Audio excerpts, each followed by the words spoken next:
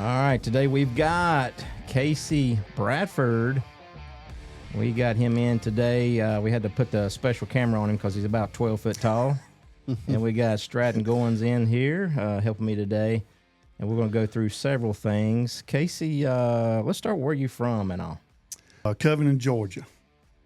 Covington, Georgia. Yep, that's where I was born and raised. And you came, I don't know if I've ever asked you that. You probably told me. How long ago you come to North Carolina? Moved here 19 years ago. 19 years ago. Yep. End of July, 19 years ago. Covington, where's that? It's about 45 minutes to an hour south of Atlanta. So Okay. we're in between Macon and Atlanta. Gotcha. Pretty rural out there then. Yep. Yeah. Yep. Nice. Yeah, Nice, where nice. I'll tell you what it is. The town is where Dukes of Hazzard was shot in Oh, the heat cool. of the night. Oh, all cool. that, all that was there. You serious? Okay. Oh yeah. All I right, grew up all with right. all that, so it was pretty cool. That That is sounds cool. pretty good, actually. Yeah, Yeah. that's not bad at all. That's not bad.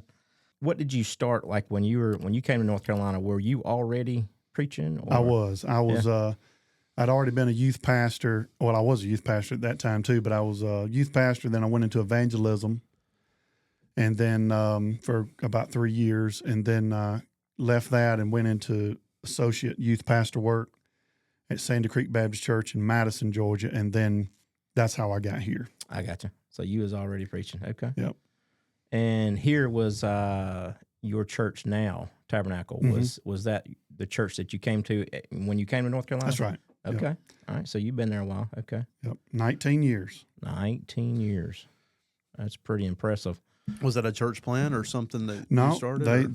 they had already been there, and the pastor had left, and they were looking for a pastor, and I came and candidated. It's kind of funny that I came and candidated on April Fool's on 07, Nice. and then came back June 1st of 07. They voted me in, and then we were here at the end of July. And then my start date was the first Sunday in August, which is their anniversary Sunday, homecoming, and that's when I started Wow. of 07. And you obviously, some people are going to be watching this, but you got to be careful what you say, I guess. But what's your favorite part of pastoring? Is it just because you're called by God, obviously, to pastor? What's your favorite? I mean, obviously, it's an honor to feel that calling and try to fulfill it. I don't know if I do that good a job of I it, think but it's great. Yeah. I love seeing people, obviously come to Christ, but Right. also become a true disciple of Him, and Okay. that's tough. To do that. It's a day in, day out thing. Everything in your life is changing, Mm. and try to teach them those things. So it's not just coming to church on Sundays or Wednesdays or whenever time your church meets. It's a daily life, relationships, so on. Yeah. Yeah, and I see. I've been to your church several times. I see how kind of hard it is. A lot of people don't realize how hard pastoring a church is. I mean, I think that you do a great job. I've been several times, like I said, and watched this past Sundays. I watched it online, so y'all have it online too. Where can they? We'll put it on the screen here. Do you remember? I guess it's just Tabernacle Baptist Church as far as on the website. Yes. Okay, because I watched it on YouTube, I believe, and I think they probably Facebook have it on page. Facebook as Mhm. well. Yeah.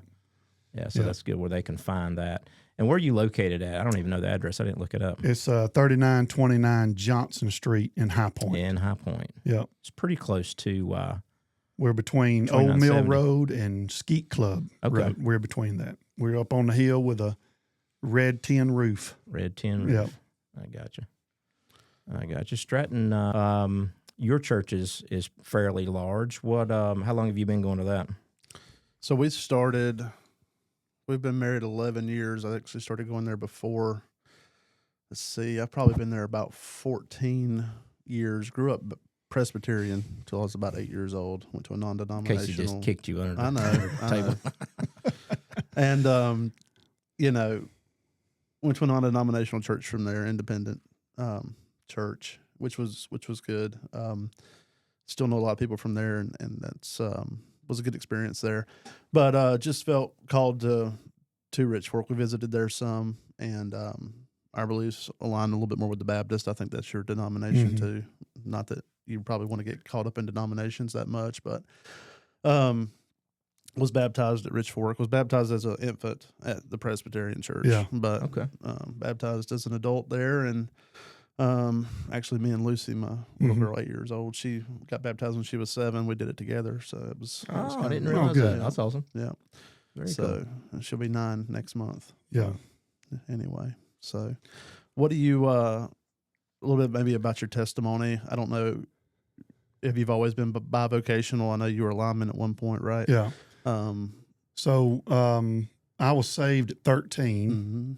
and at a youth event, and so got saved then, and I felt, God dealing with me about 15, 16 years old about preaching. Mhm. Didn't really know what that looked like, but when, I guess went after that calling, went to Pensacola Christian College. And then when I got out, I did 3 years there. I did a Bible diploma is what they called it then. I don't know if they even hold for it now, but it wasn't a 4-year degree. But got out, and nobody, as you come out of college, people are there to draft you almost, it seems. But Yeah. nobody drafted me. So anyway, I ended up in working in the street department at my hometown, and I did everything from pouring concrete to roads, asphalt roads, to ditches, to trees, to all that stuff. And then I think I did that a year, and then I got into line work, and I did that till I was 31 or 32, something like that. So yeah, I was bivocational.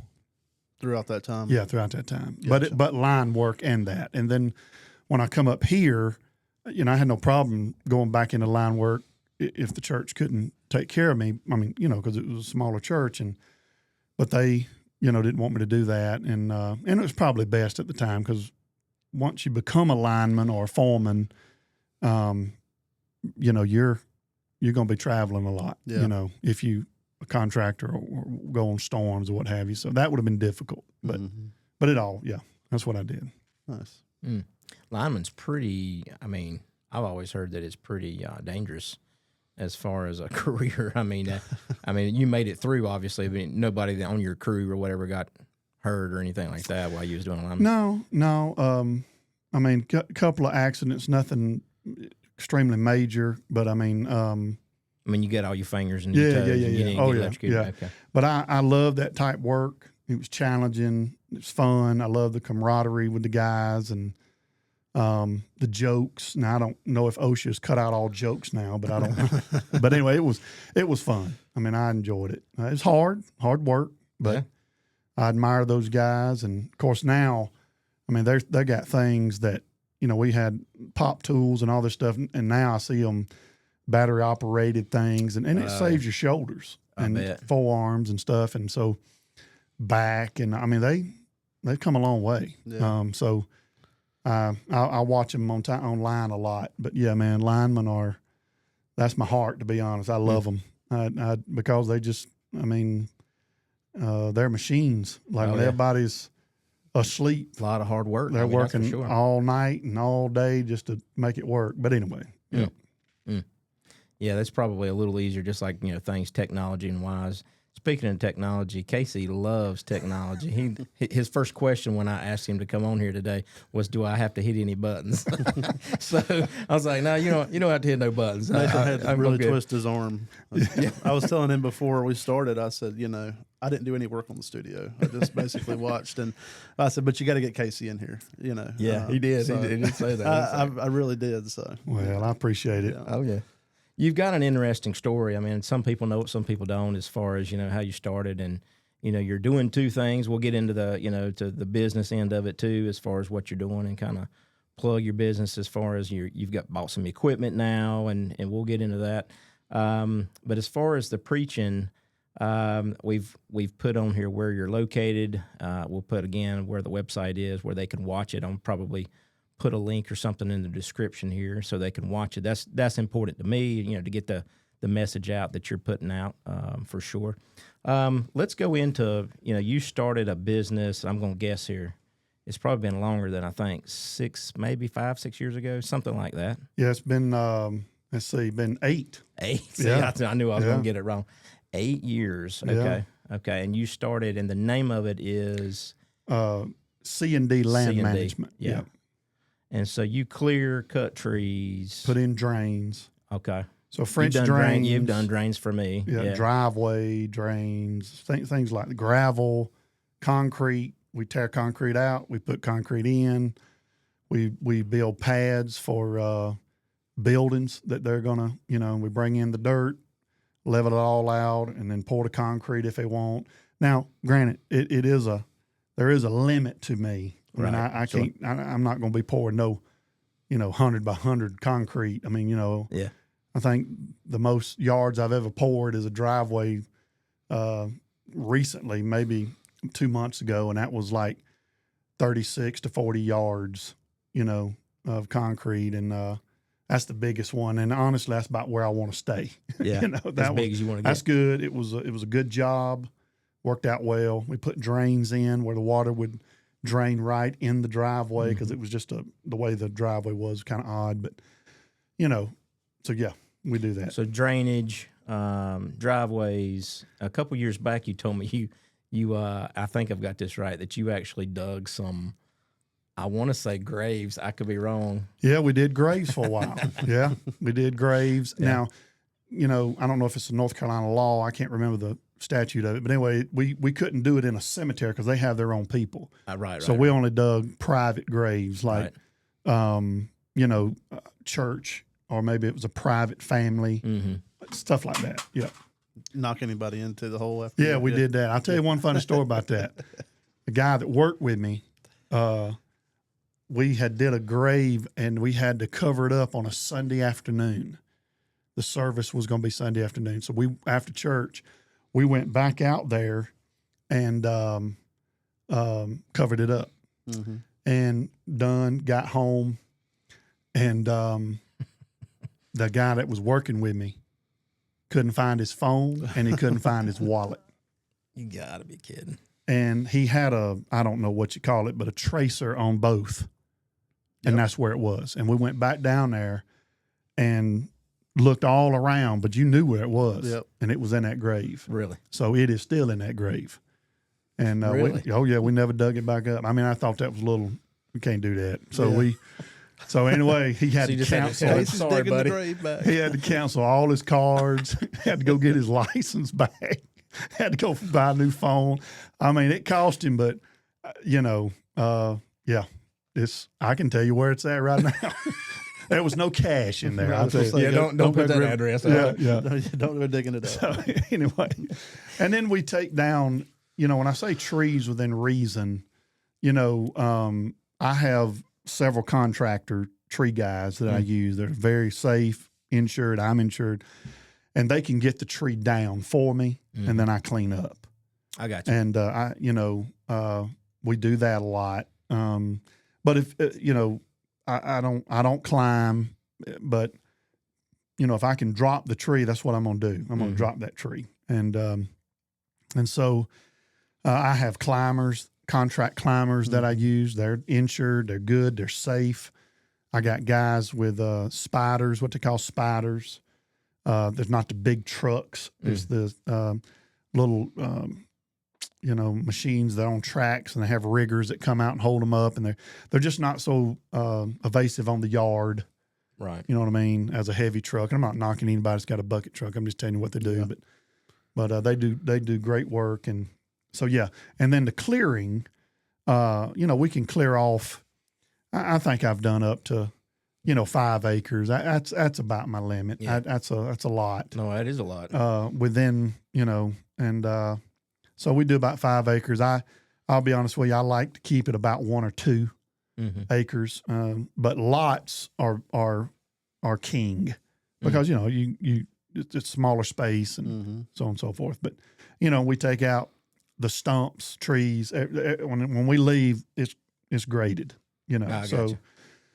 So everything, just graded from start to finish. You're removing the stumps. Yeah, and we put up retaining walls, but I have to be broke I do enjoy them, but I want to do the concrete blocks. They weigh about 3,600 pounds. They're huge. They're the barriers you see on the. You putting them in with a machine. Oh yeah, yeah. You cut in the bottom, get it leveled, put your French drain behind it, set the wall. Those are nice. Now they cost, but yeah, they're nice because it ain't hard on your back. Right. You know what I mean? The machine does it, and then I don't do the small blocks, and I don't do that. I've done some cross ties when I first started doing them. I ain't gonna say I won't do them, but like I said, I got to be broke. I was gonna say everybody listen to this, call him and say I want a bunch of small blocks. He's a pastor. What's he gonna say? Yeah, that's right. And then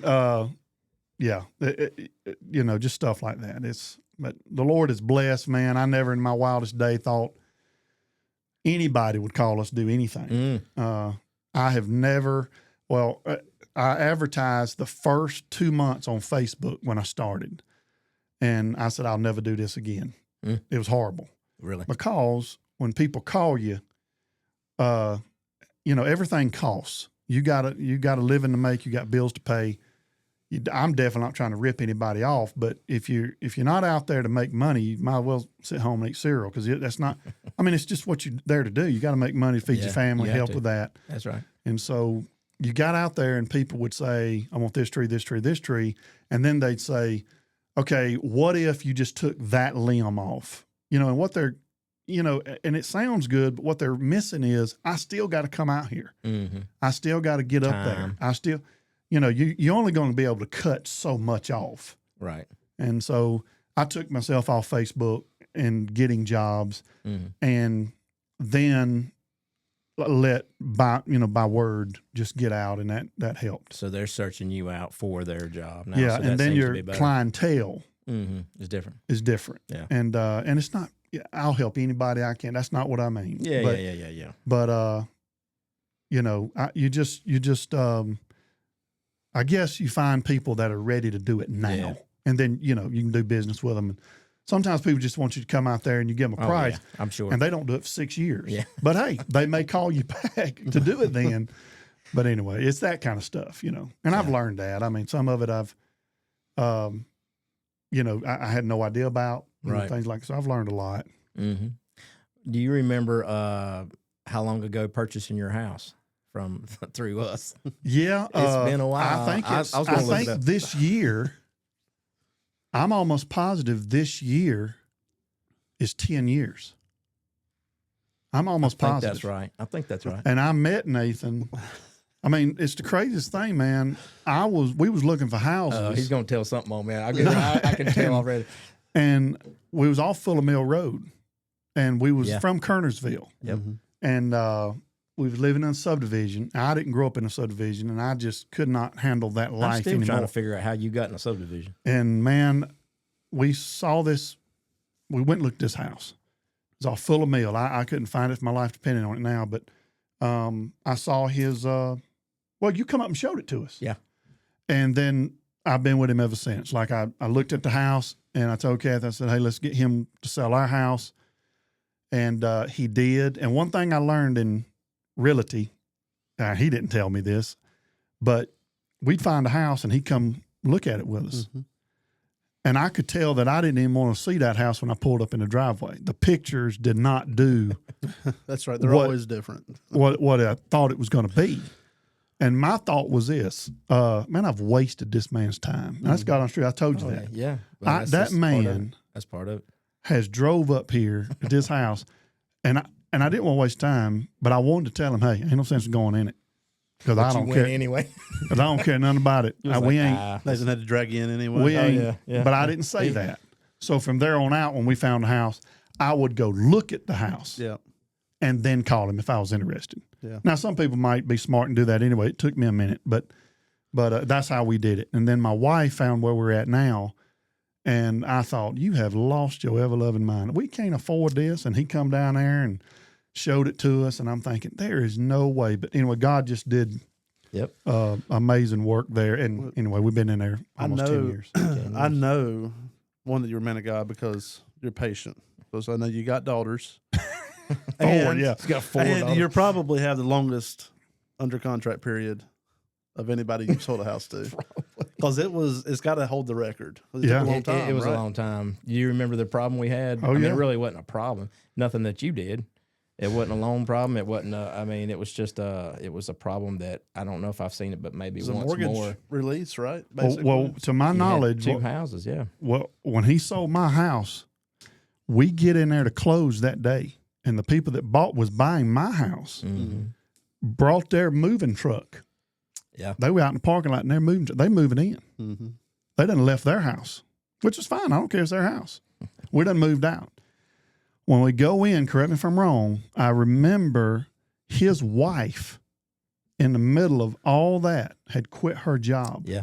and changed all the loan. And right there in that office, that banker said, can't close. Can't close. Yeah. And so now we ain't got nowhere to live. Well, was we going? No. I think you were. He allowed us to live in one of his houses. Yeah. He's got 12. No, I'm kidding. And he allowed us to live in one of his I thought he had houses. more than that. And we was in there for 1 month. And this rascal said, hey, let's rent your house out in Kernersville to this family till we get this. I never done anything like it. I didn't know what to do. Well, what I didn't tell you is that that's super risky. Yeah. But you went along with it, so I was like, we'll make it work. Yeah. We're gonna make this work. We're gonna make And this that work. joker, man, he named the price. I can't remember it, to be honest. I thought it was ridiculous. I said, that guy ain't finna pay that. He did. He paid that Yeah, he because paid it. he was, he had nowhere to go. Yeah. And but that guy was solid, man. He was Yeah, he up was. front. I mean, all the time, good dude. Took care of the house, and then we moved into the house we're in now. That guy rented to us, and then he moved to Africa, Yeah. for missions work. Yep. And so we rented that house for a year. Probably a year. I don't think I remember another one with so many moving parts. See, too, you also had another address Yeah, that we had to survey out. because they had a cottage behind that house. Get approved and knock it off. I think you gave, I don't know, $1 or $10 It or is. something for the I gave second. $1. Yeah, You wanna sell $1. it? For the second. Stratton's like, hey, I'll give you 10. Yeah, and they put an acre with that house, I believe it was. And then The real reason we brought you out here is to sell you a new That's house. right. We That's got right. you one lined up. That's right. That's why you're here. No, I definitely will get on that. Yeah. Yeah, there was a lot of moving parts in that one, and there was a couple of times I probably didn't communicate with y'all. I was like, man, this is pretty risky and stressful right here. I said, but I'm gonna pray about it. Yeah. It's gonna work. It's And he gonna would work. send me things to sign. Oh yeah, all on the the time, computer. all the time. I And said, where are you at? He said, he said, I'm at the office. I said, I'll be right there. I don't know how to do this. I want you to show me, And Yeah, I would get Stratton. I would get a signature electronic from his wife, and then he would come in and Yeah. I'd print it and sign it. I was like, that's Yep. okay. I'll make it work. Hey, whatever. I was scared whatever, to death. I don't know nothing about computers. I still don't. And he was like, hey, you got to pay this or whatever. And I don't know if I should tell this on here. I don't care. But I trusted him, still trust him. I said, hey, you got to pay that. He said, you got to pay whatever. I said, well, I guess I got that in there. And I knew my account numbers. I said, go to my banking account. He goes, what? I'm like, go to that. Oh, yeah. And he would pull it up on the screen. I hadn't He's known like, him long either. He's like, Casey, I don't think I said, it's all right. Yeah, I got it. It's right there. Go ahead and take it out. Whatever. And but anyway, talking about trust. Yeah. Casey trusted for sure. He trusted before he really, really knew me. He was like, yeah, go ahead. And here's my account. And I was like, ooh. Well, it worked out.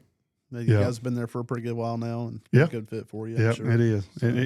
To see the providentialness of the Lord and the sovereignty play out in what we've experienced from that day to this it's amazing. Me and my wife talk about it all the time. But That's a great place too. I mean, it is. Your kids are, let's see here, 25. 25, 23, 16, and 14. She's already 16. All girls, 16 right? and 15. All 16. girls. Yeah. Wow. Yeah, Wow. all girls. My buddy's got 3 girls. His wife said, let's try for a boy. He's like, no, it'll just be another girl. He just gave up. So, Yeah. Yeah, I've got 4. I got 3 boys and a girl, and then my wife has got 4, so we have 8 together. So Yeah. it's pretty challenging. The kid thing is challenging more than I thought. I mean, as far as time, I think just time. People don't realize. Oh, we'll have another kid. It's not about money really, so much as that it's time. Putting into that child. Yeah. That's yeah, what I underestimated for sure. Yeah. For sure. What do you, we don't have to, this is getting a little off subject probably, but in America today, a lot of young people are not having kids. Mm-hmm. They're not experiencing parenthood. Yeah. They're not, I mean, your life changes when you have kids. I think you love different. I think you experience the world a little different when you have kids. It's not just about me. Yeah. Or my wife. If you went your separate ways, you just live your own life and be done with it. But when you got kids it's a little different. Yeah. What do you think about that as a trend and what it takes away from people? Well, if a couple of things there. If it's a family that can't, right, that's one thing, and I push adoption because we've adopted and had children ourselves and adopted. Any of it, you're gonna go through heartache, but that's the part of growth as an adult, as a parent, as a man and a woman. So I push unless. It's hard for me when I talk to couples and the wife wants children, but the husband don't. Well, what really should have happened in pre-counseling would that be talked about. And so that is something we always do when in pre-marriage counseling. I want to find out where they are. Do you both want children? How many do you want? Do you want to stay home and raise them? Is the wife going to work? Vice versa. Is the man going to stay home? I've seen that happen and so on and so forth. So, but what I see mostly the problem is they see an evil world and they want to say they're going to save themselves from heartache and their children from heartache. And I think it's a robbery in the sense of you don't know what your child's going to do for the Lord's kingdom. Sure. And when we do dedications at church, baby dedications, I always tell the parents, the baby dedication really ain't for the baby, it's you. Baby ain't got no say. Yeah, ain't got no say in it. But what you're saying is, Lord, I'm giving this child back. We pray that child comes to salvation early in age. But you giving that child to the Lord is not salvation. It is a dedication of you being a steward over that child. And so when that parent says in front of me, God, most importantly, and the church, is that, hey, I am going to do my best to raise this child in the nurture and admonition of the Lord, disciplines of the Lord, and teach them about the Lord in daily living. Deuteronomy 6. I'm going to teach it when I stand, when I sit, when I eat, when I walk. Everything I do, I'm going to teach this child about Jesus. You're taking away growth from yourself and that child and the body of Christ to watch you do it, because ain't nobody perfect. Ain't no parent perfect. Right. We all make mistakes. We all say things that we don't mean, and sometimes say things we do mean. And shouldn't say, but we just do it anyway. That's right. And that's the fall of man. There's agitations we have, all those things that Adam and Eve left when they were in the garden because they disobeyed God. But they put all of that sin nature upon us. It is, and the thing that some people don't realize is they look at their sin. I'm sinning against God. Before you met God, Romans 5 says we are an enemy of God. So God couldn't even look at you. You are sin. I mean, he's holy. He can't even stare at you.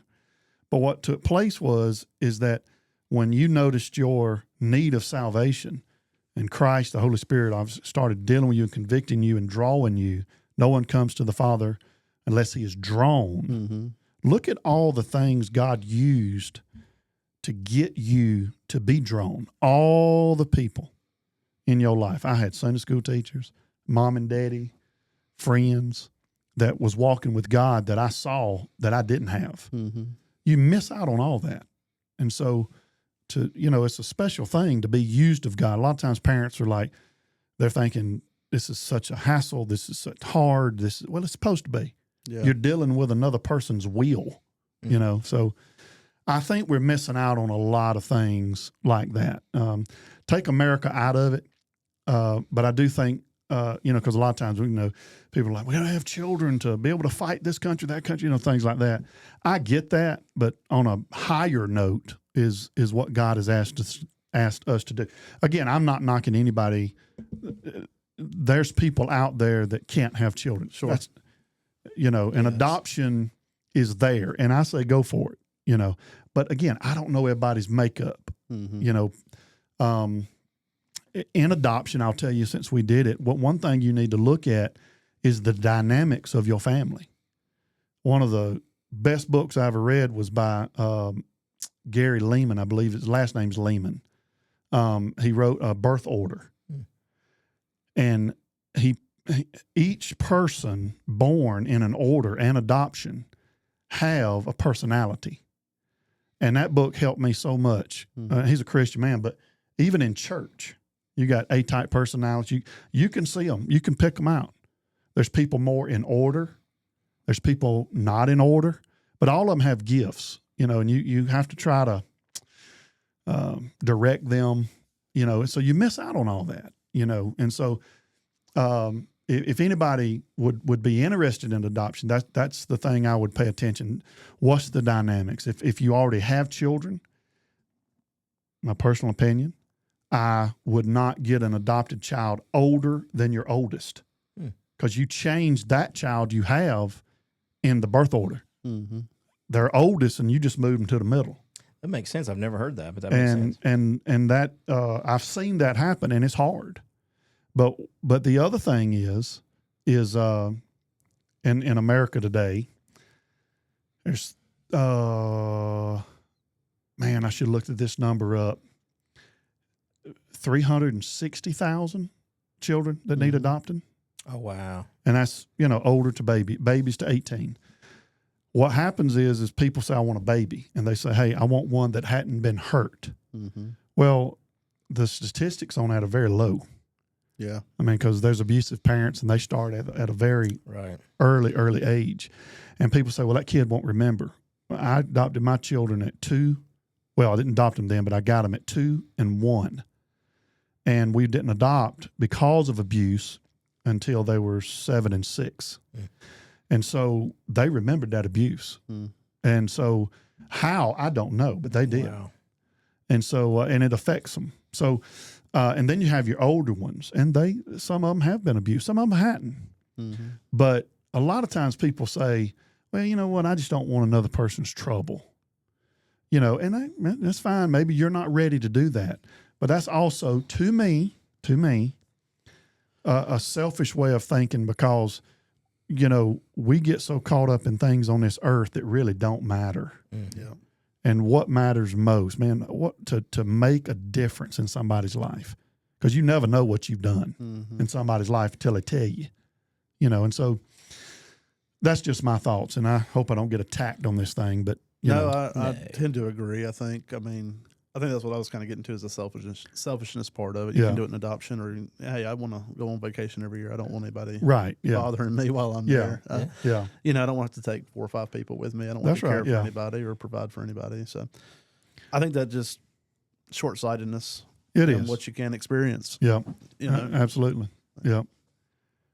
Yeah, I think, adoption is important. I don't think people, have the mindset a lot of times that how important, there's so many. I didn't even realize how many there were, in this country as far as that need to be adopted. That's a pretty big number. So I think people need to look into it if they're capable, time and money. I get, you may not have, I understand the way the economy is right now. I get that. But who do you think was, kind of going back here, who do you think, talking about kids and, growing up and raising kids, who do you think the most influential person, in your life was?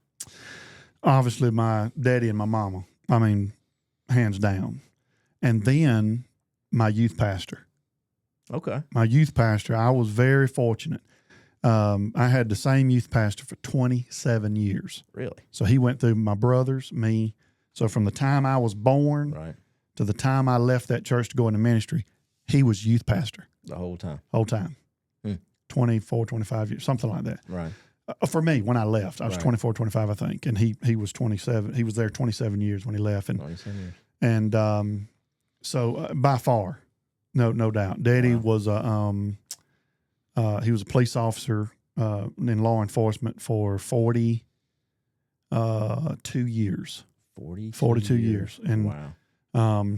Obviously patrolman and he moved his way up into the office and such. And He was a chief investigator, and then that's where he retired. So y'all couldn't get away with nothing when y'all was kids. Nothing. I mean, man, and then my mama was a secretary for That's right. a Superior Court judge remember you for telling me that, yeah. 30-something years. So, by law, everybody knew us. That you, I mean, they would, we were. But as far as the Christian side of that, just to see them how they lived, how they loved. Right. My daddy was not he wasn't like me. He wasn't open. He was very quiet. He had an odd sense of humor. Like if we got hurt, he laughed, within reason. I mean, he just thought that, stump your toe or whatever, pick your feet up, whatever. I mean, things like that. But he was a very honest man, hard working. I remember him working. He would go in at 6 at night and get off at 6 at night and probably get off at 6 or 7 in the morning. He worked night shift as an officer.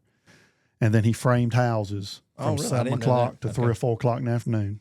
Wow. And then he'd come home, sleep that short time, and go to work. He did that for years.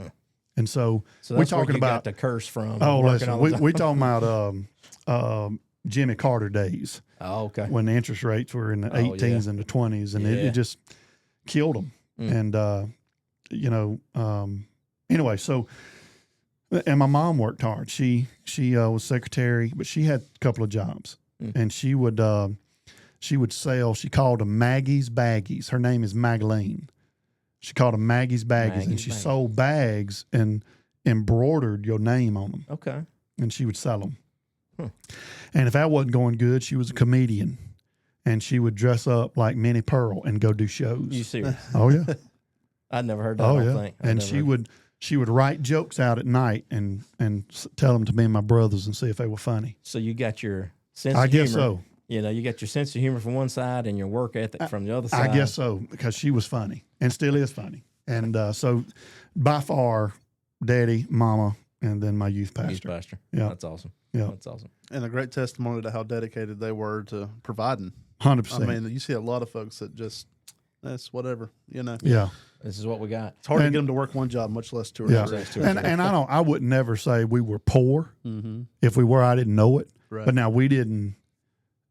There's a lot of things I didn't experience. Yeah. But I do not think I lost out in anything. Right. We did the important things. Yeah. Matter of fact, I think we went on a vacation in the 70s, and I'm talking about 2 or 3 days. And we went on vacation in the 80s. And we went, the first time I ever went on vacation for 1 week was the early 90s, right before I graduated, 90, 91, whatever it was. Wow. That's the first time we'd ever went on a week. Wow. But they didn't do that. They had vacation, but they would use it for like church camp, or they would use it to take off, and either my daddy would add on to the house, to make it a little bigger, or he would do a job. Because you had what, 2 brothers? 2 older brothers. 2 older brothers, and one of them was police too, right? Yep, one of them was a police officer too. He went from 85 to 25 and retired 40 years. Wow. Same company, same police agency, police department, and he started out as a jailer and retired as the chief. Wow. Wow.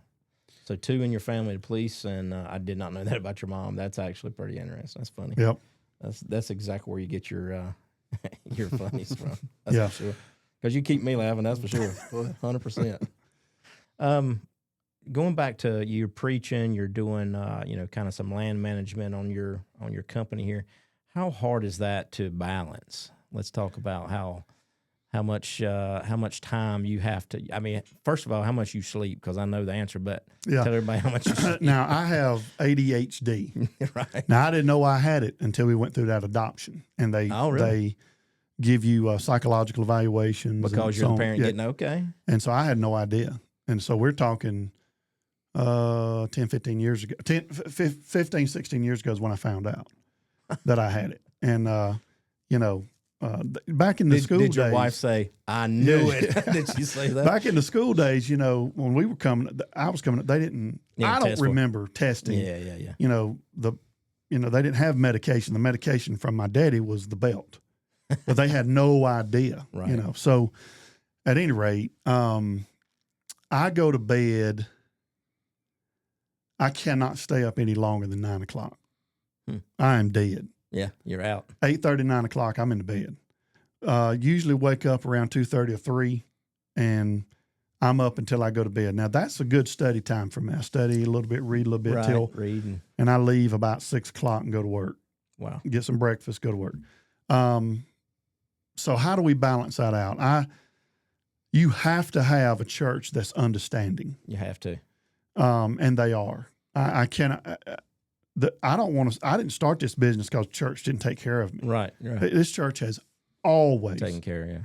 Beyond and above taking care of me and my family. I have no cross thing to say, not one. I started the business because we had so many boys in our church that didn't have a father. Oh, wow. And I thought, well, what if I started the business and taught them a trade and spent time with them, discipled them? All of that sounded great. But when you got ADHD, all you see is the good intent. You don't know the process of what it's going to take. So a person that deals with this, they ain't thinking about the process. They're thinking about now and then the end result. Yeah. And you figure the process out as you go. So that was a downfall. So here was my downfall. I took these boys in, and it's quite a bit of them. Some of them had a daddy now, don't get me wrong, but a lot of them didn't. Well, I was raised working. Well, these boys ain't raised working. So it's a total different planet on it. You know, I remember one kid started working with me. He didn't even know what a chain was. And so what I began to realize my failure is I don't know how to explain this stuff because I learned by sight. Right. And so I'm trying to explain things and I'm getting frustrated with them when really I'm getting frustrated with myself because I don't know how to explain it. So I learned how poorly I was in explaining how to do something. Right. And I still struggle with it. So that was awful. My intent was good, but the process, I didn't realize how much it was going to teach me about how poorly I am in this topic. Right. And it's been a learning experience. Still am learning. Yeah. So your church has to be open to it. And they were. Sometimes people think, you know, man, he's making a killing. He's making all this money and this, that, and other. When you do it right, you ain't making a killing. You got insurance. You got insurance on your machines. You got insurance on your vehicles. Because these pieces of equipment is not $20. No, I mean, they're $90,000 to $100,000 if you buy new. Right. And so then you run into the process of what to do. Like I started out with used vehicles. Well, all I did was fix them. Fix, repair. So I bought a brand new vehicle in 2020, a truck, 5500 Ram. Best thing I ever did. I paid that note every month, and it was under warranty. Now you say, everybody can't do that or whatever. I understand that. It took me a couple of years to get there. To get to that point, yeah. But I could do it, and it took that stress off of me. So here's what I've learned. You're either going to buy used stuff and no payments and maintain them and work on them all the time. And have payments. And so and so then you got to realize if I'm working on that machine, because it's just me and another guy. So I'm not making money. Yeah. I'm not working to pay for this stuff. If I have good equipment, I'm paying a note and I'm able to work. Yeah. And for me, that has worked better. Right. Because one, I'm not a mechanic. The outworkings of the motor I can fix. When we start getting into all those codes and little computerized things, I'm done. Yeah. And everything has that now. If y'all want to see Casey freak out, just give him a computer and tell him to do something on it. Yes, it is done. He does pretty good. Freaking out. And so, like I said, I've learned my weaknesses, and I've tried to make them strengths in some ways. I think I've gotten a little better. I don't know. I guess you have to ask the guy that works with me. But I really learned and still learning how poorly I am when it comes to explaining something because I just learned by sight other than computers. So how do we balance that? Because I own my own business, I had to put things at church on a level of emergency. So if somebody calls me and says, hey, my son just broke his arm, all right, and I'm working. All right, can I come after y'all get settled? Because if I come right now, all them doctors are in there working and You this, that, and can't the other. see him anyway, probably. Right. And everybody's been good with that. If it's somebody that's been in a tragic accident Yeah, or you go. heart attack or something, I can leave and go. Yeah. And everybody's been understanding of that. Yeah. The other thing we put in place at our church back this January, but when you study scripture, the church grew so fast. When you get to Acts 6, they said, hey, we're going to put deacons in place. And the congregation chose them, and then those people help and facilitate with problems. Mm-hmm. As you read on and get into epistles and such, there was apostles and then there was elders. And those, obviously, everybody was close as well. It ain't like now. People drive an hour to go to church. Yeah. Mm-hmm. And if it's a good church, I tell you to drive. Right, sure. But I started studying in 2012 on eldership, and I was sold on it. I thought, and I can't speak to any other pastor. I'm speaking to me. As a pastor, the pressure is so great on decision making. And there's people out there going to do exactly what you say. Mm. Some people frivolously throw it away. Say, yeah, do this, do that. I'm not that guy. Mm-hmm. I want to make sure I'm leading right. Sometimes I failed. I'm a human. But we brought in eldership at our church for the spiritual growth of our church and the spiritual leading of our church. The deacons moved, and it's not a lesser job, calling, but they went to the physical side of the church and the things of the physical needs. And there was a lot of things that changed in our church, but I'm telling you, it has worked at our place. I still pastor. I'm still lead teacher. Right. Not that I'm like, whoo, look at me, but I go to those eldership for the spiritual things. Hey guys, here's what we have. Yeah. Here's what Scripture says. Let's study this out, see where we're at. Right. Now, some people say, well, we don't believe in eldership.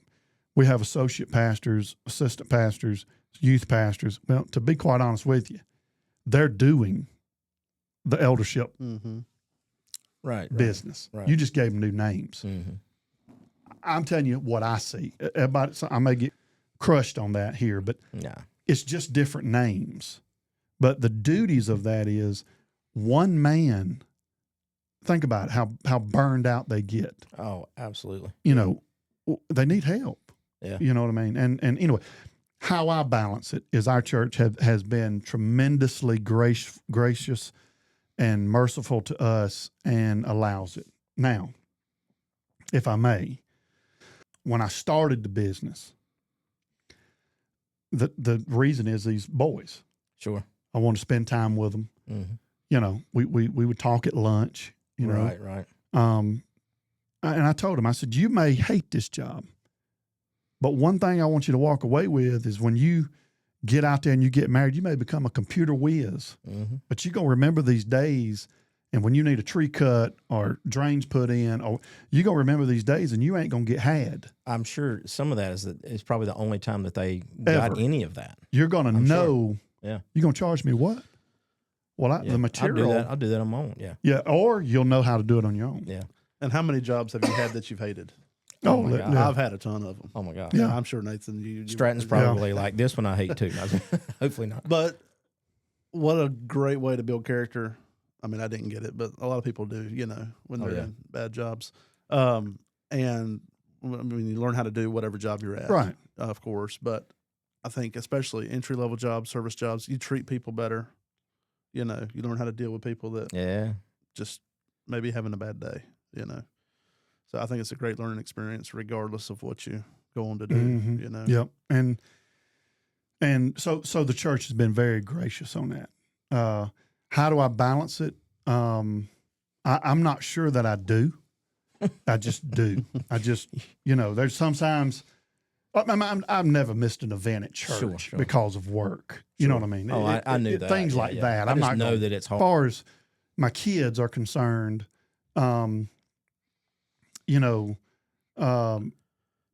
they work as well with me. Now, all my kids have worked with me. My two oldest daughters would work with me, pulling limbs, cutting limbs up, unloading the equipment, all that stuff. Now, they've done that prior to them moving on to their careers. My two youngest girls, they split wood for me. Really? I have 2 wood splitters because I sell firewood in the winter. And so they do that. But they also have a job outside the home. And they work at Livia, and the 2 youngest work at Daily Grind up in Thomasville, coffee shop and ice cream shop. Okay. So they work there part-time, obviously. Yeah, and they love it. They love it at all. I mean, they absolutely love it. Meeting people, talking with them. So yeah. And plus it's easier than working with their dad. 100%. And I don't know. You asked that balance. I didn't answer that question, but I think there's a lot of people on here that's probably going to listen to it and say a man needs to be, if he's called, be in the church and all that stuff. I say Paul built tents. But where I am in my life right now, I have to work to make it. Right. Because number one, I don't think it's the church's job to, in the situation that we're in. Right. I don't think it's the church's job to give me a raise to make this work in the situation that we're in now. So that's not, I'm a grown man and,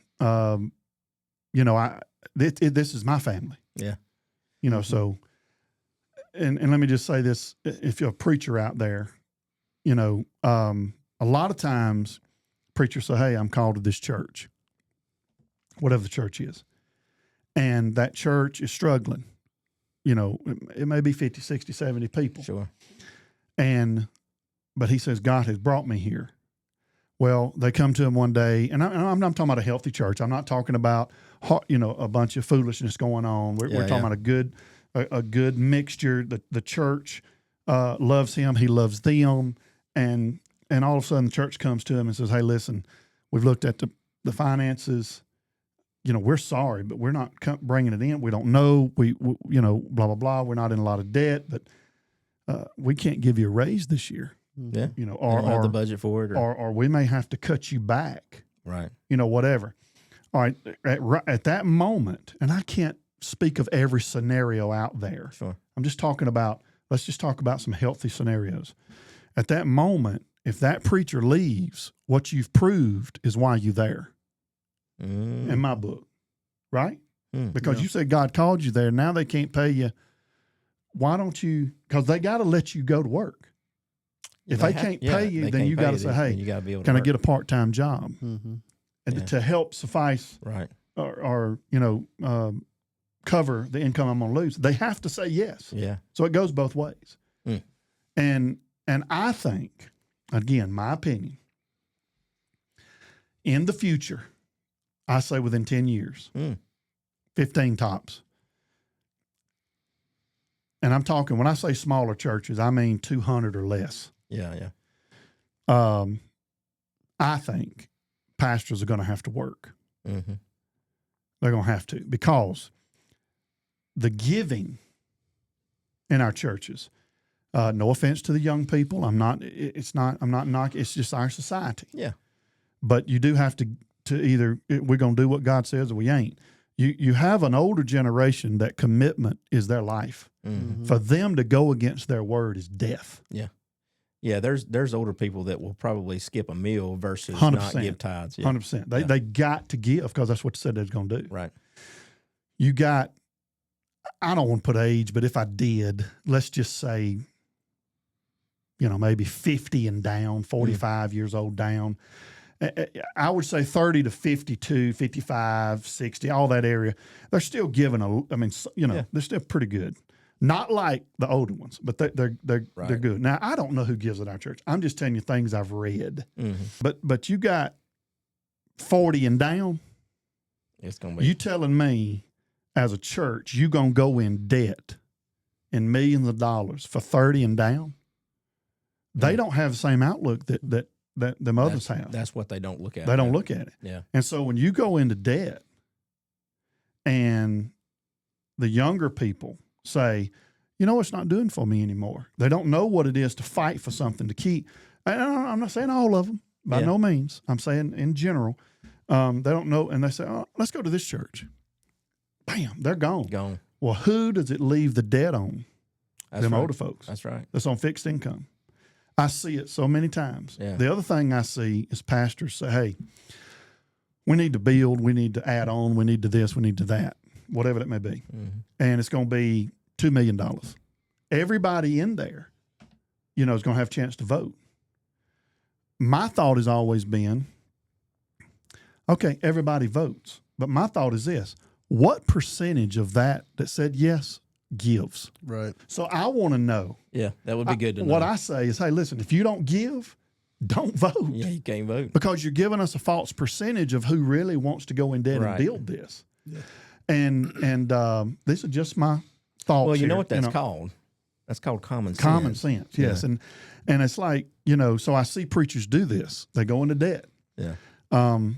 Something happens at the church, and people leave. And I'm not even saying it's scandalous. Mm-hmm. It could be something that's so petty. Yeah. You got 20 families, so somebody dies. Yeah. Oh, yeah. I mean. Yeah, and they take off. Yep. Well, then that pastor now is saying something about money every week to pay bills. Hey, now, guys, now, don't forget our place in our giving and so on and so forth. Listen, the Bible teaches us in 2 Corinthians 8 and 9, especially 9, that there shouldn't be coercing. There shouldn't be begging. That you should be teaching your people, that body of Christ, that we have a work to do in our finances and need to be teaching them how to keep their finances within their means and not live outside of them so that they can see the work of God done. That should be important. Now, it's easier said than done. Right. But I'm telling you, that's where we're at instead of somebody getting up all the time. Hey now, and fussing. You're still asking the same people, that's giving to give more. Mm-hmm. And you got missions that need to be taken care of. You got staff. You got ministry of the church that needs to be taken care of. So when you put yourself in a tremendous amount of debt as a church, all that is strained. The budget begins to get tighter with people who are truly ministering. I'm not telling you churches not to build by no means, but I will say that I would love to see churches, if it's $2 million, well, save up $1.5 million. I mean, if you really and then borrow $500, whatever. Don't borrow so much. And I know it's hard because it takes time. But there's other things we can do. We can go to 2 services, 3 services. Who is that harder on? The preacher and the staff. It's harder on those things, but it can be done. That's just, again, my opinion. Yeah.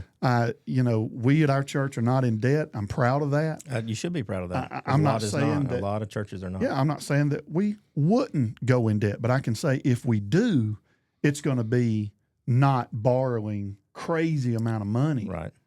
To put ourselves in a spot that we can't minister. I mean, look, I'll tell y'all, we have some folks in our church that have had marital issues. We've had spouses leave the spouse, and that other spouse ain't at fault because of this spouse being, under the subjection of drugs and alcohol or depression or tremendous anxiety, and they just can't handle whatever's going on, and they jet. They go. Okay, this person here, what they gonna do? They're working. They're working. They're doing the very best. They're taking care of the kids all the time. The finances just aren't there because. And so we have helped those people. Yeah. As they are getting their finances together, man, these people are willing to sell whatever they got to sell.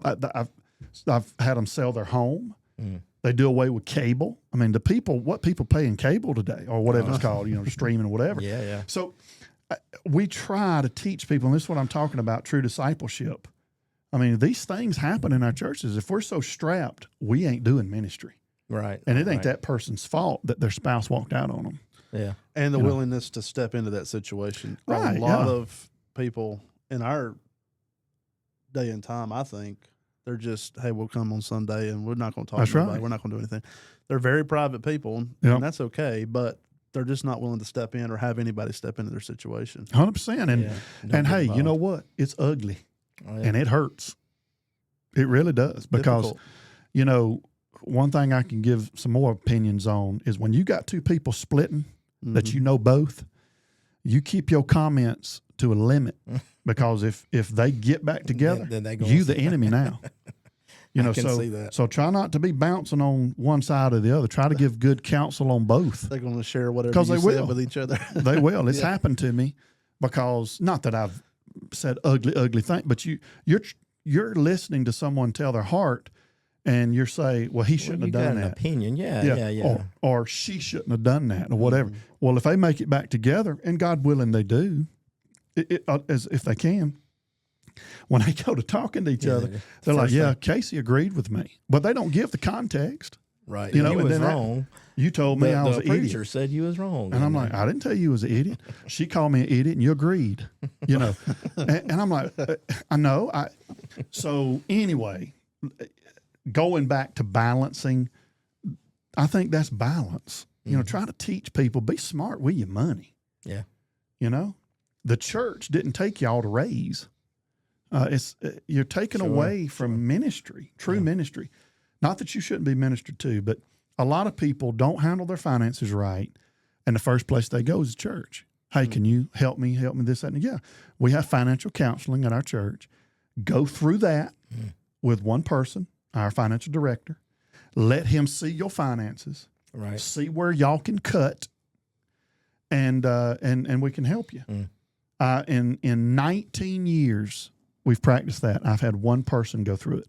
Really? One person. Wow. Everybody else either left or never asked for money again. That is poor Christianity. I mean, that's what they're there for, or whatever. Yeah. They just don't want to be held accountable. No accountability. Yeah. I'm accountable. So what they don't get is when you ask me for an X amount of money, and I say, yeah, we can do that. Well, come budget time, guess who's got the answer for that? Me. And when it's nonsense, I don't practice this, but if I did something nonsense, when budget time comes and somebody says, hey, what is that right there, preach, on that budget line? You got to have an answer. I got to have an answer. And when I say, oh, our cable bill was $500, I've never paid somebody's cable bill, but I'm just saying, you know, if you've done something silly like that, right? And it's nonsense. And then what people do is people that are not in church, maybe they're not saved, maybe they're out of church because they're mad at somebody, whatever. What these people do is they bounce church to church, and they get help until the church figures out you're leeching off of us. Yeah. And that's hard, guys. I'm telling you, if you're going to do it right, pastor, and I ain't saying I am, but if you're going to try your best to do it right, you better get ready. You're not going to be everybody's buddy. No. I mean, you ain't selling ice cream. You know, Jesus is, when he comes in our life, he's holy. He calls us out of darkness into light. He don't expect us to stay the same. Yeah. You know, a lot of people say, I'm going to heaven. Great. What you going to do with your life from now to then? You know, what's the sanctification process, man? It's hard. You do things against your flesh to kill it every day. Yep. To live spiritually, to show Christ in your life. So somebody says, hey, that guy's got something I ain't got, whether it's another believer or whether it's a lost person, you know, and that's hard. It is. I think even in business and stuff, I think I heard this a long time ago, and I probably mess up, how it was said to me, but if somebody else, I think is the way it went, if somebody else around you can, and they were talking to me, obviously, there's probably a reason they was talking to me, if somebody else around you can see that you're a Christian, that's the most important, because you're led to tell that person about Christ, right. And you're supposed to be the light of. They should be able to tell, how you are and what you believe in just by your actions, not them, not you going out and telling them about everything, but just your life and your actions. So that's the way I feel anyway. Yeah, and think about this: I hope I don't misspeak here. If I remember, I'm trying to. But in the New Testament, in the New Covenant, and we know Christ Jesus, those that have repented and put their faith in Him, He says and gives us self-control. And He says, anything I want you to control is self. All the other stuff I got. Yeah, He's got control over everything. But I got you. I need for you to control yourself. And I'm going to help you. And if you put those spiritual gifts in play, love, joy, peace, patience, alongside all those things, if you put those things in play in everyday life, there's change that's going to happen. Oh yeah, yeah. I mean, you know, we have a belief system in America now. I believe that it's, hey, if God is about love, okay, sounds great, but He's 100% love, 100% mercy, 100% grace, 100% judgment, 100% wrath, 100% holy. And if there's anything we miss, is His holiness. Mm-hmm.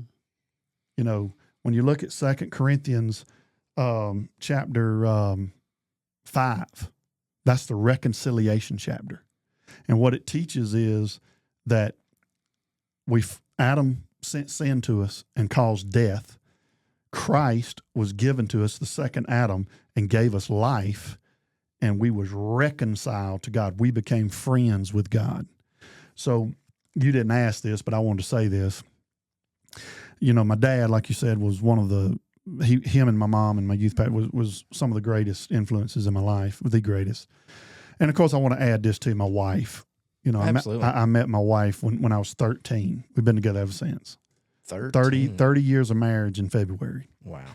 And so my dad, in his Bible, he writes, now this is a man that didn't have a lot of education, but he worked, he supplied, supported his family, supplied for his family.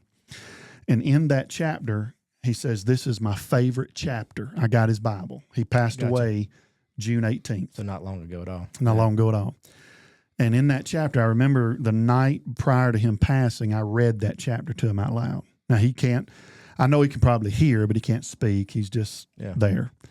He's morphined up and he's, there. So I read that chapter to him. But in that chapter, in that Bible, on the sides there, he says this: Adam killed me, Jesus saved me, and God is my friend. Wow. That is that chapter.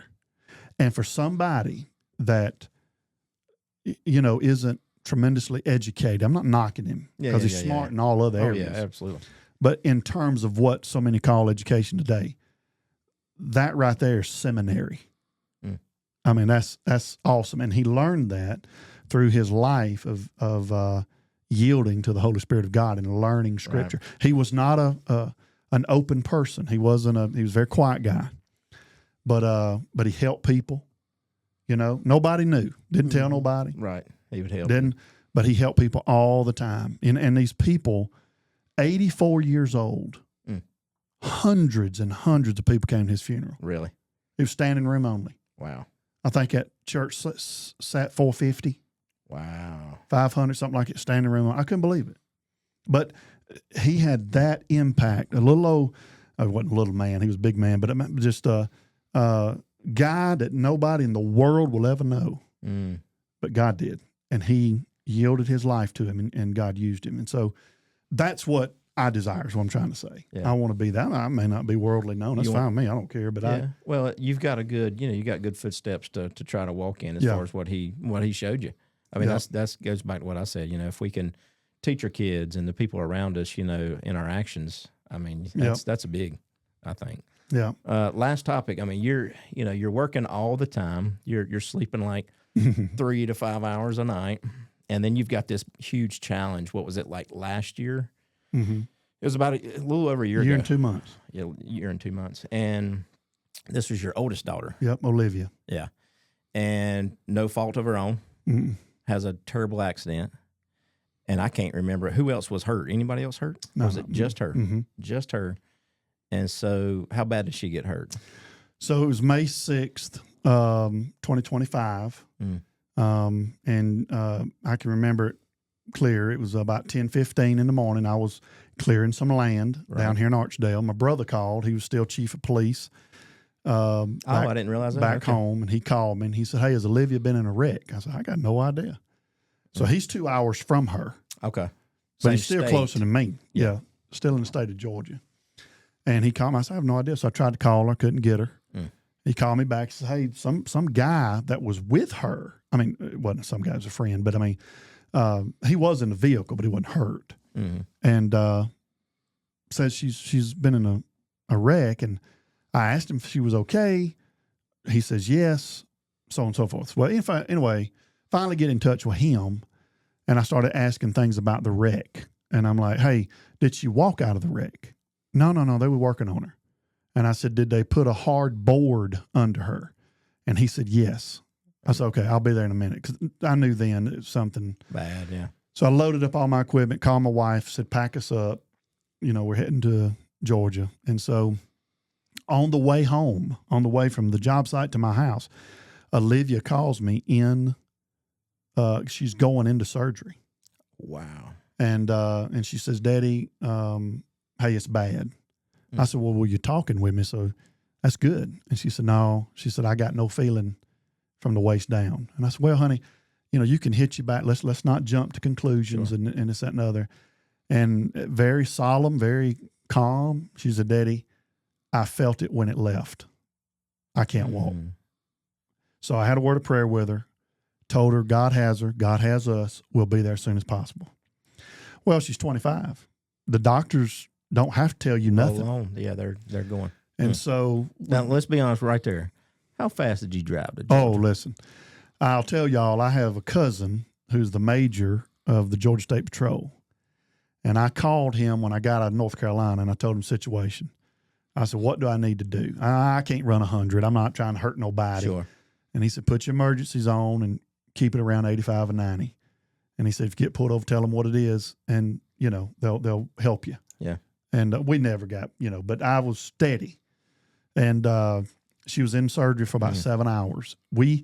It took us that long to get there. The traffic was horrible. Oh, gosh. And we finally got there. And when we walking down the hall, my brother calls me and says, hey, the doctor is in here. Get in here. So we running. So we get in there. Doctor's in there. And my brother, some of her family's there. At the time, my dad's sick. My mom's with him. There's no way he can make that trip. Yeah. And so I got one of my brothers there. So anyway, we're talking. And the doc says, okay, the surgery went well. We put a lot of rods and pins in her back. I think it was 2 rods that went down the side of her spine and then 24 going sideways. Wow. And that was what was holding her together. So what he told me is that she had a total sever of her spine, back was broke, and at the time what was holding her together was skin. So the rods put her back together. So then he said, he talked to us and he said, hey, she has a 10% chance to walk again. And I was like, 10%. But that's, for whatever reason, I'm dyslexic too. I thought he meant, the way he worded it, I thought he meant it was a 90%. It was 10% loss. For some reason that was in my mind. Well, I'm looking at all these people crying, in my family and her family. And I'm thinking, what y'all crying for? We got this. It's okay. It's okay. They know that I'm not understanding. Right. Right. As usual. And so, I just didn't hear what they heard. It's the way he worded it. So my brother looked at me. He said, hey, it's 10% to walk again. He knew that yeah. And I looked at the doctor. I said, you telling me she's not going to walk again? And he said, that's what I'm telling you. And so how he explained it was, he took the phone and he said, if this was the spine, her spine was severed all the way across to this slither right here. That's all that's connected. And he said, there's nothing that's going to do with that. He said, but I'm going to start raising her blood pressure and seeing if anything can connect Back on it. So he kept her blood pressure up for 7 days. And then her lung collapsed. I mean, it was a lot. I think we were in the ICU for 19 days. And finally, he was a very nice doctor. He was a good doctor. But I asked him one day, I said, look, just tell me straight. I'm tired of the ups and downs. What he said, she's not going to walk again. I said, all right. That's all I need to know. Yeah, just let me know for sure. Now, Livia, when we came in to tell her, when she was in recovery, we walked in and we told her. And she never missed a beat. She looked dead at us and she said, I'm going to walk again. I said, okay. She said, I'm going to walk again either here or in heaven, but I'm going to walk again. Wow. And so she's had that attitude the whole time. Now, it's been 1 year and 2 months. Obviously, she's in a wheelchair. and let me just tell you about the sovereignty of the Lord and his providentialness. So when we bought this house 10 years ago, that cottage in the back, Second house came in. we had a young man living there who was blind named CJ. He lived with us for 17 years. And that house, he stayed there and did well. Well, he got married and moved on. Not really that long ago. I mean, maybe a few years. Yeah, 3 years ago. And when she had that accident, we had remodeled that house for our other child, Mariah. She was going to live there. When Livia had the accident, we redid the bathroom, built a ramp, and they lived together in that house. So God really used all that, and he knew.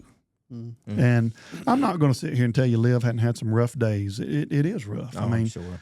She's paralyzed from right above her navel down, lost all bodily functions, control over bodily functions. So, she's in a diaper every day. She has a routine, a bowel regimen. She catheters every day. All of these things. The things that we learned about this is, insurance does pay for certain things, but if the catheters, some plastics or whatever, don't, gel well with your body, it causes infections, UTIs, and so on. Well, you have to find these products that are best for her body. The insurance may not pay for that. That's definitely may not. So then you got to pay. So I say that to say this. I don't have a choice. I have to work now. Now, I don't want that her to feel like she's a burden. She ain't. This is life. Yeah. This is what you do. And so the church has been very understanding of that. Now, spiritually, how we walk through that, being a man, I believe that God has, made men the spiritual leaders of the home. It does not mean that a woman don't have a voice. It does not mean that she can't be spiritual or nothing. I believe that God created us equal in his image, but also believe he gave us positions. And I believe that the man's position is to lead. And when it says the woman is to submit to a man, it's as unto the Lord. So that's meaning if that man ever asks her to do something that's not Christ-like, she ain't got to do it. She ain't got to do it, yeah. But if you want respect from your wife, give your wife security. If she wants if she wants security, respect your husband. And it's a cycle when those things break. But in all of that, me and my wife had to lead. We were living in a hotel down there because she was there, I think, 19 days. My days it was 18, 19, I think. Left there, and she went to the spinal clinic up here in Charlotte, and she was there 2 months. My wife had to live with her there, and they had to teach her life. And so, at any rate, while we were at the hospital, my other girls came down. This happened on a Tuesday. My other girls got there on a Friday. So Mariah, she got off work and brought my youngest down there. They come in. Now, we've been praying with Olivia every day, speaking with Olivia, reading scripture every day, praying as me and my wife got up every morning. There was 2 songs we listened to every morning while we got ready. We read Psalm 118. That became our family's chapter.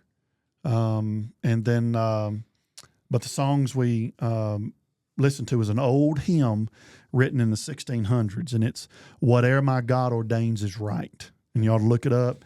It's a men's choir that sings it. Unbelievable. And I still listen to it to this day. And then "The Goodness of God." We would listen to that every day. And those songs became our songs. And so anyway, what we did was when we would do this with Olivia, and then when the family got there, we did it with them as well. And that was, I found the person that had hit her in the wreck. They wasn't drunk. Oh, wow. It was an honest. She was in her 60s. It looks to be sweet person. We're brokenhearted for her. Sure. It's just it's an awful thing. Yeah.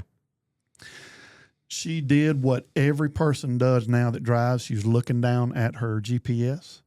She thought it said turn, but she had another 200 yards to go. And she turned where she turned, and she turned into Olivia, oncoming traffic. And she didn't realize it. She was lost. She didn't know the area. It's just a sad, sad thing. Sure. And so what I would do is I found a picture of her, and I would put it at the foot of Olivia's bed. And we would get in a circle, and we would pray for her. Wow.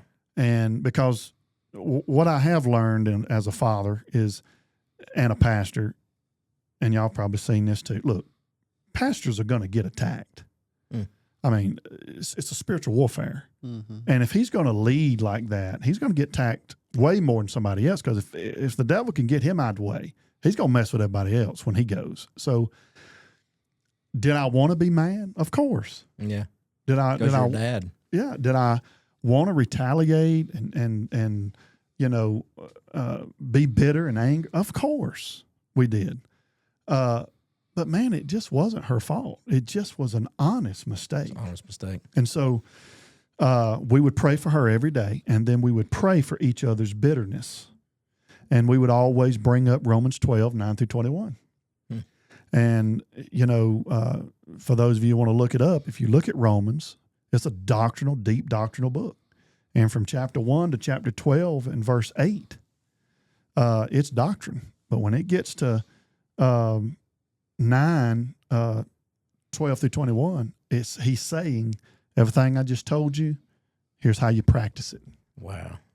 It's hard. Yeah. And so we still pray for that lady today. Of course, we pray for each other. There's some hardships that we've seen. Liv has had some hospital time and ER times and stuff, and it's hard. This is her life. Yeah. She didn't ask for this. She had, to my knowledge, there's times of sadness, but she's never, I hate God for this. I hate this. I hate that. I've never heard her say that. I've seen her fight. I've seen her, cry because of where she's at, but she pulls her bootstraps up, makes it work. She's gone down to the clinic to encourage those who are now newly paralyzed. She's back at our church now, playing the bass at our church. And it's been and I'm not saying it just because of my child, but she's been a tremendous inspiration to many. There was a guy in our church. He never sang at our church. I noticed it, but he wasn't a problem. Mm-hmm. He just wasn't a singer. And he come out of the church one Sunday, and he told me with tears in his eyes, he said, I sat up there and watched Olivia. She sang every song, playing the bass, swayed back and forth in her chair. Wow. And he said, if she can sing by this, then I'm singing for the rest of my life. And I watched him the next Sunday, just glanced. I mean, like I stared at him. Yeah. With tears rolling down his face, he sang. So it's these things that when people choose to say, I'm not having children, look at what you miss out on to be a part of God's work. Mm-hmm. Anyway, my wife has done tremendous. She's taking care of her mostly. My 3 children, we never, ever once asked them to help in the ways that they have. But they are. They have helped her bathe. They have changed her. They've cleaned her. And never said a word about it. They went right to work. Wow. Now, obviously, I'm limited unless there's emergencies. Sure. And then we've talked about that, with her. I mean, if there's an emergency, ain't nobody around, it is what it is. Yeah. I got to, because if you leave her too long, there's bed sores that happen, right? Compression sores that happen. They can get infected, and we in trouble. I mean, I'm telling you, it's trouble. It's worse. It is bad worse. Yeah. And so we didn't realize how serious some of these things were. We never noticed anybody in a wheelchair before this to what they had to go through. Mm-hmm. Right. Her shoulders and wrists are going to wear out in 10 years, 8 years. They'll have surgery because you're transferring, and you're using a body part God didn't intend you to use on that. So, at any rate, she has a wonderful attitude about it. She's been a tremendous testimony to people for Christ's cause, and we thank God for that. Yeah. We did a marathon That was in last September. I ran. She about killed me.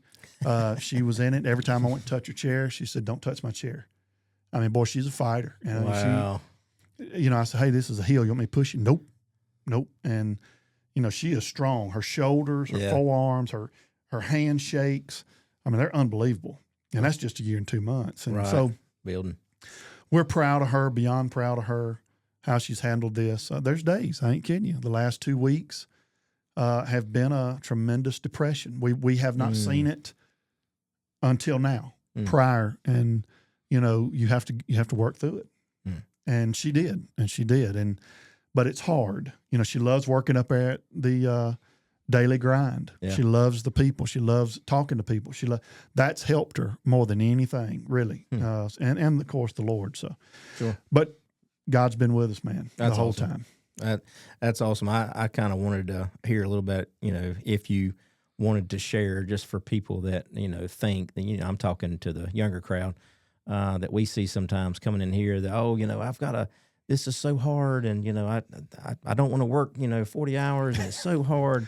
Yeah, call this guy right here. He's seen some things that you don't want to see, and he's still got his faith. I don't know if you can measure your faith. They say you got to have faith as a mustard seed. But what do you think your level is at this point? Well, I will say this. Not that I ever had, and I haven't when I tell you this, I have never had an attitude that I hate the church or I'm disgruntled with the church. Sure. Prior to me becoming a pastor and after.